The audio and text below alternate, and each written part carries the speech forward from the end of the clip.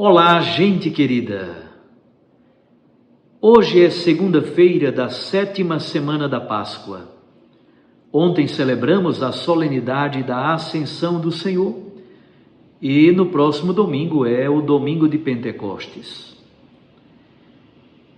É com muita alegria que estamos reunidos aqui em torno da Santa Palavra de Deus para meditar o texto do Santo Evangelho de hoje. João 16, de 29 a 33. Naquele tempo, os discípulos disseram a Jesus: Eis que agora falas claramente e não usas mais figuras. Agora sabemos que conheces tudo e que não precisas que alguém te interrogue. Por isso cremos que vieste da parte de Deus. Jesus respondeu: Credes agora? Eis que vem a hora, e já chegou, em que vos dispersareis, cada um para seu lado, e me deixareis só. Mas eu não estou só, porque o Pai está comigo. Disse-vos estas coisas para que tenhais paz em mim. No mundo tereis tribulações, mas tende coragem, eu venci o mundo. Palavra da salvação. Glória a vós, Senhor.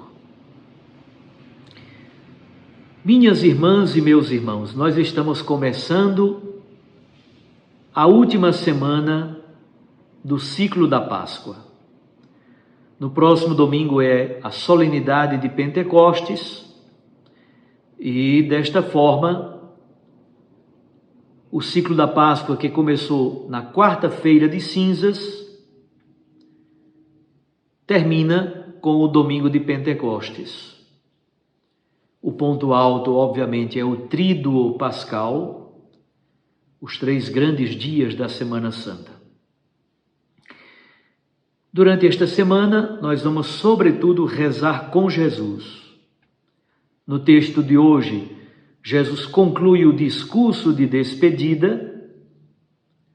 Amanhã, terça-feira, quarta-feira e quinta-feira, nesses 3 dias, vamos ler o capítulo 17 do Evangelho de João, que é a oração sacerdotal.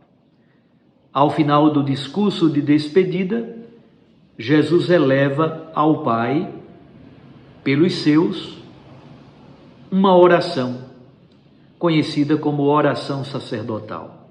Capítulo 17 do Evangelho de João. Na sexta-feira e no sábado, vamos ler textos do capítulo 21 do Evangelho de João, quando Jesus entrega a Pedro a missão de coordenar a comunidade dos discípulos e discípulas. Hoje também temos a memória facultativa, é verdade, mas uma memória muito importante, a memória de Santa Rita de Cássia. Eu tive a graça de trabalhar lá na Itália, exatamente na cidade de Cássia. Trabalhei no povoadozinho onde Santa Rita nasceu. Ela era uma mulher casada com Paulo Ferdinando, um homem meio violento, se meteu em muita confusão, e tinha 2 filhos. Paulo Ferdinando foi assassinado, Rita ficou viúva com estes 2 filhos e começou a rezar porque os meninos queriam vingança. E ela começou a rezar pedindo que tirasse do coração daqueles filhos o desejo de vingança. E os meninos cresciam e desejavam mais vingança. Até que Rita rezou da seguinte maneira: Senhor, se for para ver sangue nas mãos dos meus filhos, é melhor que o Senhor os tire. E foi o que aconteceu. Paulo Ferdinando foi assassinado e os dois rapazes, os dois adolescentes, morreram numa daquelas grandes epidemias que acontecia na Europa na Idade Média. Santa Rita é do final do século XIV e até a primeira metade do século XV. Ela então, ficando viúva, sem os filhos, entrou no convento das monjas agostinianas em Cássia. E aí viveu uma vida de intensa oração, espiritualidade e entrega a Deus. Em 1441, ela recebeu os sinais, os estigmas da paixão do Senhor, na fronte, na testa, as marcas da coroa de espinhos. Bom, mas voltemos ao texto do Santo Evangelho. Como disse, é a conclusão do discurso de despedida de Jesus. Os discípulos parecem terem compreendido alguma coisa. Eles dizem para Jesus que Jesus é o santo, que ele veio da parte de Deus, que agora ele fala claramente, que eles compreenderam tudo. Recordem que esse texto é a despedida antes de começar o drama da paixão. Jesus então diz, engraçado, vocês estão dizendo que compreenderam tudo, que agora professam a fé, mas está bem pertinho de haver a grande dispersão. Está chegando a hora. Que hora é essa no Evangelho de João? É a hora da cruz, é a hora da paixão. Os discípulos vão se dispersar todos, Judas trai, Pedro nega, todos abandonam Jesus, ele fica sozinho. Aliás, Jesus mesmo diz, eu não fico só porque o Pai está comigo. O texto de hoje então nos ajuda a refletir sobre os momentos de crise na igreja, os momentos de dispersão, quando nós temos a tentação de deixar Jesus sozinho. Ele nunca está só porque ele está com o Pai, no amor e na presença do Espírito. Jesus então adverte a igreja para momentos dolorosos de sofrimento, de perseguição, de crise, de tribulação. No mundo tereis muitas tribulações, muitos sofrimentos. Uma igreja martirizada em muitos locais pelo mundo afora, a igreja vive momentos de muita tribulação. E também em nossa vida pessoal, há momentos muito difíceis, momentos de sofrimento, de doença, de morte, de perdas, momentos de crise econômica, de dívida, tantas situações.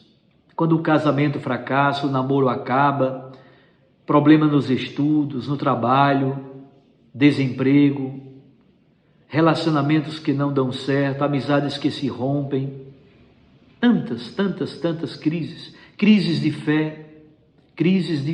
Quantas pessoas vivem crises de fé?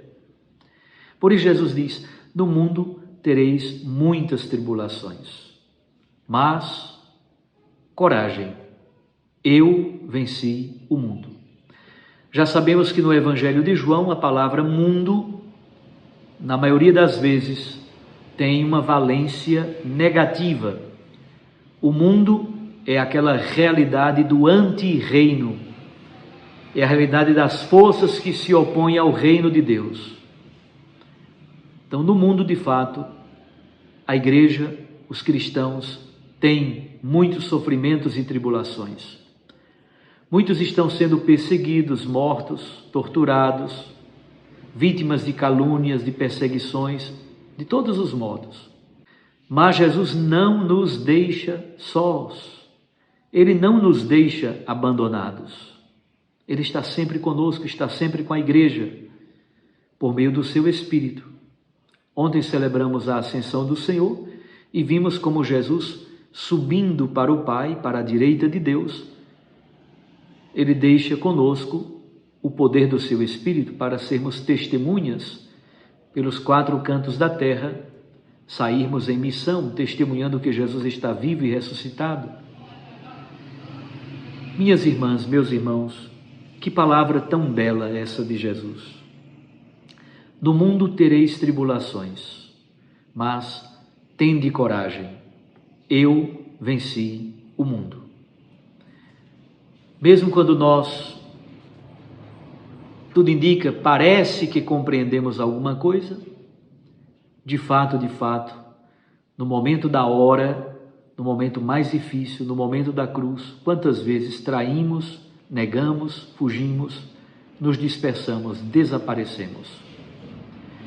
A palavra do Santo Evangelho de hoje é uma palavra de encorajamento, de esperança, de fortaleza, para que mantenhamos a intrepidez e a força da fé, mesmo nos momentos mais difíceis, quando soa a hora da cruz.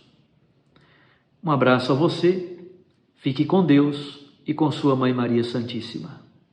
Eu os abençoo em nome do Pai, do Filho e do Espírito Santo. Amém. Até amanhã, se Deus nos permitir.